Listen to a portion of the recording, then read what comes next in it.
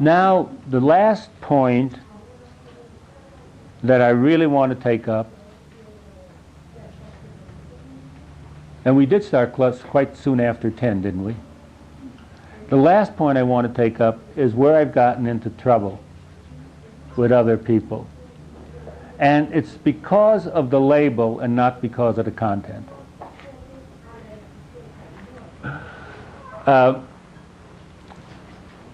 Over 10 years ago,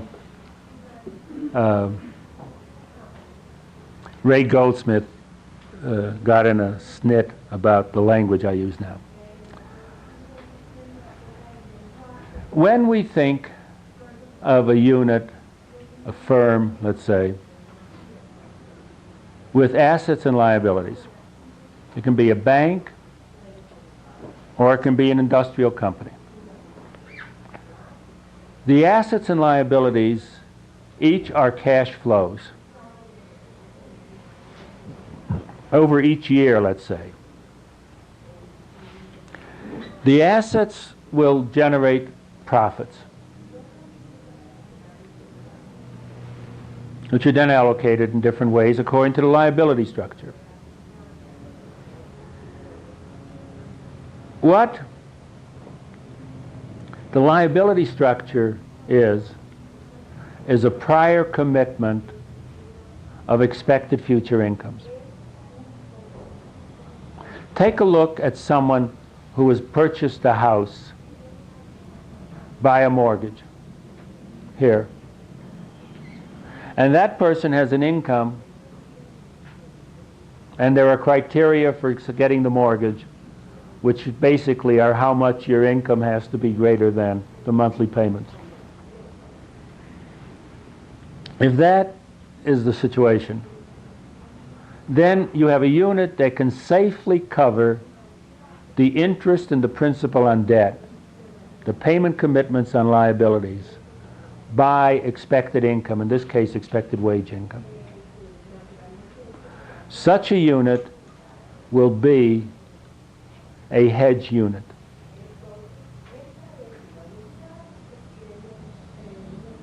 My language, it'll be a unit that can fully validate its debts out of current income with a margin of safety and all that. When an economy is dominated by hedge financing in all of business, certainly when the United States was, you get a rate pattern, an interest rate pattern, in which short-term interest rates are substantially lower than long-term interest rates. Keynes again pointed out there was a constitutional bias. Lenders prefer to lend short, borrowers prefer to borrow long. Because the hedge speculative and Ponzi is gross, it means it includes both the payment of interest and the payment of principal. Did that get through the noise? Or should I repeat it? The payments include both the payments of interest and the payments of principal. The profits are gross, which means capital consumption allowance and things like that are in the profit flows. Now, if you've got a project that's going to earn gross profits over 20 years, and you finance that project with a one-year debt, the 1 year's cash flow is not going to pay the entire project back. The only way you can pay that 1 year debt back is by borrowing anew to pay that. You can roll it over. Now, one of the secrets of a well-ordered financial system is that if your profit flows are good, and they're expected to remain good, you have no trouble rolling over debt. Sometimes it's formalized. You have a syndicate of 12 banks, for example, and you borrow $11 million. And every month, every bank is given a January, February, March. And during that month, you will not be in debt to that bank. So when it comes to repay the January bank, right? You borrow from the December bank and pay the January bank.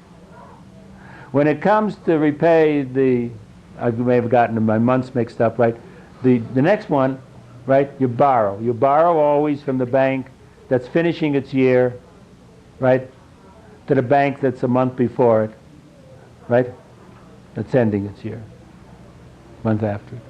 So you borrow from the January bank to repay the February bank, from the February bank to repay the March bank. So when the March bank runs out of its month in which you don't borrow from it, you borrow from it. And therefore you can keep $11 million, in my example, of short-term debt forever, as long as you're able to pay the interest on the debt. Governments do that, banks do that, businesses do that with their commercial paper and their bank financing. With credit cards in the United States now, households do it by swinging from one credit card to another. So you have rolling over finance, rolling over, which I call speculative. The thing about a long-term hedge contract is that you know the interest payments and you know there are no refinancing problems. In a speculative one, interest payments may go up or down on you as the market changes, and you may find that liquidity preference of the lenders has affected how they're willing to deal with you from time to time. Then there's a third thing, which this is the label that got me in trouble, which I call Ponzi Finance. There's no reason to talk about Ponzi Finance in Latin America today. No reason, no problem in explaining it, I mean. It's not difficult. Because Ponzi Finance is when you borrow to pay interest. And that's what Mexico has been doing. That's what Brazil, every time they get into trouble with their debtors, they have these negotiations, they go home and they promise they're going to change their economy around, but there's no way they can finance a $100 billion debt. Brazil almost did once, their outside debt with exports, right? Because after all, the interest on the debt is a prior commitment of export earnings. And if you committed 120% of your net export earnings, ain't going to do it. You know what I mean? So when interest rates go up and down, the position of these countries becomes sometimes speculative, sometimes Ponzi, never hedge, and the debt grows. They have a negotiation, and they agree to lend them the interest. This is the craziest thing possible, because of course when they lend them the interest, that enters as income back in their books in America. They've not received a penny, right? There's no expectation of receiving a penny. But they pay dividends to their stockholders and they pay interest to their own debtors on the basis of income, which they just write down in the books where they never got anything like income from it. Well, Ponzi finance, it means that your debt is growing in a very inefficient way. You're getting neither investment goods nor consumer goods. You're just getting time to the next crisis in this type of structuring. And the next crisis, the debt's going to be bigger by whatever the interest rate is on the debt. So Ponzi financing will occur when a debt burden, short-term debt mainly, but also long-term debt, is confronted with a drop in profits.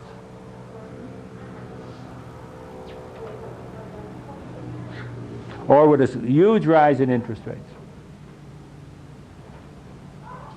And what happens to Ponzi finance is that it both leads to cutting off areas from being externally financed, and it weakens the financing ability of the institutions when it ends, because it decreases the institution's profits and available funds.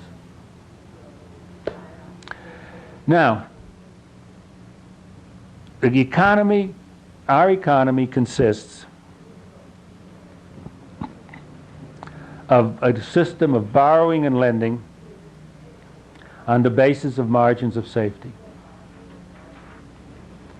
There are two margins of safety. One is the cash flow margin, and the other is the equity margin. And when the stock market collapses, the equity margin of organizations can disappear. Even though the cash flow margin remains, their class or quality as a borrower disappears. The market valuation of a company is important because it's the excess of their total value of assets over their debts, as the market values it. So a booming stock market is increasing perceived margins of safety. A collapsing stock market diminishes it. Now let us state the financial instability hypothesis quickly.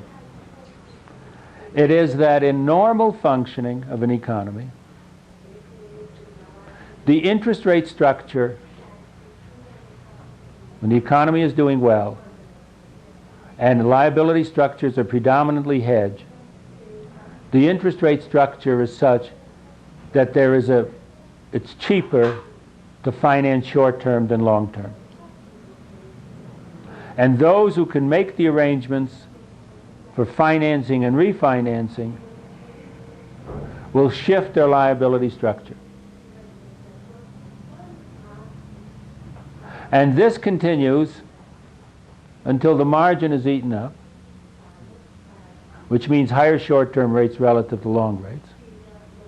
Short moves up relative to long. The long rate being the market-determined rate, really. And then if you have rising interest rates, short-term finance, euphoric or good expectations in the economy, you develop financial structures where any drop in income or a rise in interest rates will transform some firms to Ponzi financing. When there are firms that are Ponzi financing, bankruptcies will occur.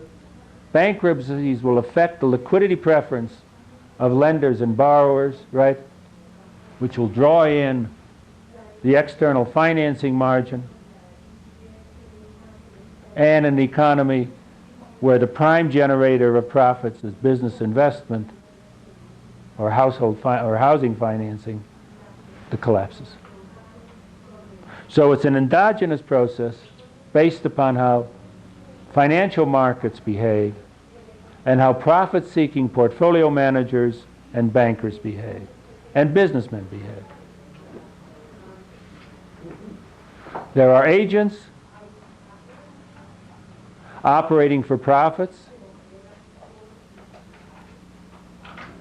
There are agents who manage portfolios who have to have risk and uncertainty valuations. The risk and uncertainty valuations are unfortunately myopic in regard to the past and imperfect with regard to the future, and therefore a capitalist economy is subject to booms and busts. Fini.